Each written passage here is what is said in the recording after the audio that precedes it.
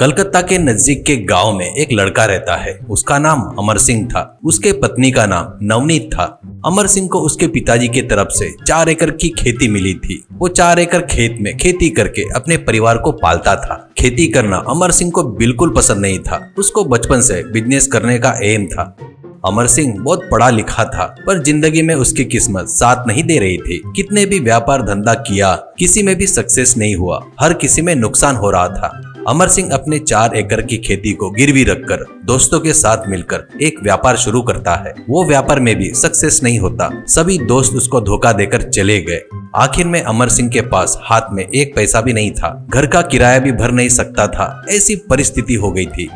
एक दिन रात में अमर सिंह अपने पत्नी नवनीत से, मेरे पास 1 रुपया भी नहीं है। कितना भी बिजनेस किया तो भी एक भी सक्सेस नहीं हुआ। आखिर में खाना देने वाली जमीन को भी गिरवी रख दिया। दोस्तों पर विश्वास करके भी धोखा खाया हूँ करके बोलता है। तो नवनीत, बच्चों को भी भरपेट खाना नहीं दे पा रहे हैं। बेचारे, उनको देखे तो बहुत दुख हो रहा है करके बोलती है। वो बातें सुनकर अमर सिंह का दिल जलने लगता है। एक दिन अमर सिंह और उसकी पत्नी घर से निकलकर रोड पर जा रहे थे। एक साइकिल पर टीन की पेटी रखकर उसमें हर तरह के बोतल रखे रहते हैं। झालमुरी बाबू, झालमुरी, आओ बाबू आओ करके चिल्लाते हुए एक व्यक्ति बेच रहा था। उस साइकिल के गोल गोल लड़के लड़कियां उस झालमुरी को खरीद कर खा रहे थे। बाद में सभी लोग पैसे दे रहे थे।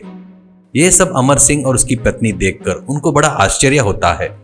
बाद में घर में अपने पत्नी के साथ मिलकर बैठकर दुखी होते हुए अमर सिंह, नवनीत, में कोई भी बिजनेस किया तो नुकसान ही हुआ। अब मुझसे नहीं होगा। अब जीने के लिए भीख मांगना पड़ेगा शायद, ऐसा कहता है। वो बातें सुनकर नवनीत हल्की मुस्कान के साथ, ऐसा क्यों सोच रहे हो अमर? तुम मेहनत करने वाले हो, पर तुमने हमेशा बड़े बड़े व्यापार के बारे में ही सोचे हो। पर उस झालमुरी बेचने वाले को देखा ना, वैसा छोटा धंधा करके बहुत पैसे कमा सकते हैं। वैसे ही कोई धंधा अपन शुरू करेंगे। कम खर्चे में शुरू कर सकते हैं। तुम्हारे हाथों के हुनर से तुम उस झालमुरी को स्वादिष्ट बनाए तो अपन भी पैसे कमा सकते हैं, ऐसा कहता है। उसकी बातों से अमर सिंह को थोड़ी हिम्मत आ जाती है।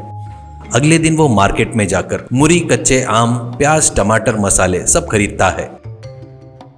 बाद में एक किराए की साइकिल खरीदकर एक बड़े डब्बे के ऊपर झालमुरी कर लिखकर अगले दिन अमर अपने साइकिल पर झालमुरी को लगने वाला सामान भरकर गाँव में निकलता है। गांव में आकर एक जगह पर साइकिल रोककर अमर, अरे आओ बाबू, आओ आओ बाबू, झालमुरी जबरदस्त स्वाद के साथ झालमुरी, अरे आओ बाबू आओ करके चिल्ला रहा था। पहले कुछ लोग ही आते हैं, पर बनाए सो झालमुरी के स्वाद बहुत बढ़िया रहने से लोग आना शुरू हो जाते हैं। इससे उसका व्यापार थोड़ा बढ़ जाता है। एक व्यक्ति झालमुरी खाते हुए, भाई तुम्हारी झालमुरी तो बहुत स्वादिष्ट है, एक और पैक करके दे दो भाई, ऐसा कहता है। ऐसे गांव के सब लोग ऐसे आकर खाते हैं और ले जाते थे। ये देखकर अमर का दिल खुशी से भर गया। ऐसे कुछ दिन बीतने के बाद अमर के झालमुरी का नाम पूरे गांव में फैल जाता है।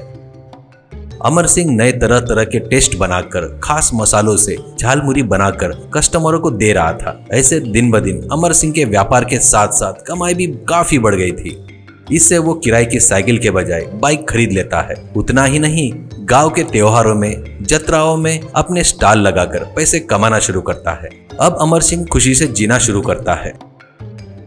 कुछ साल बाद अमर सिंह अपनी झालमुरी के धंधे को एक छोटे से होटल में बदल देता है। रोज कई 100 कस्टमर आकर खाने के लेवल पर पहुंच जाता है वो होटल। एक दिन अमर को इससे पहले धोखा दिए सो दोस्त लोग वो देखकर आश्चर्य होते हैं। एक दोस्त, ए अमर, तू यहाँ तक कैसे पहुँचा यार करके पूछता है। तो अमर हंसते हुए, मैं व्यापार बोले तो बहुत बड़ा चाहिए करके सोच रहा था, पर व्यापार छोटा है करके सोचना छोड़ दिया ना, उस दिन से मेरी किस्मत बदल गई। मेरी पत्नी ने दिए सो सलाह ने ही मेरी जिंदगी बदल डाली करके कहता है। दोस्त लोगों ने जो किया था उसके साथ उससे वो सब लोग शर्म से सिर झुका लेते हैं। उस तरह अमर सिंह हर गांव में अपना झालमुरी स्टॉल लगाकर बहुत नाम कमाता है और अपने बीवी बच्चों के साथ बहुत अच्छा और खुशी से जिंदगी जी रहा था।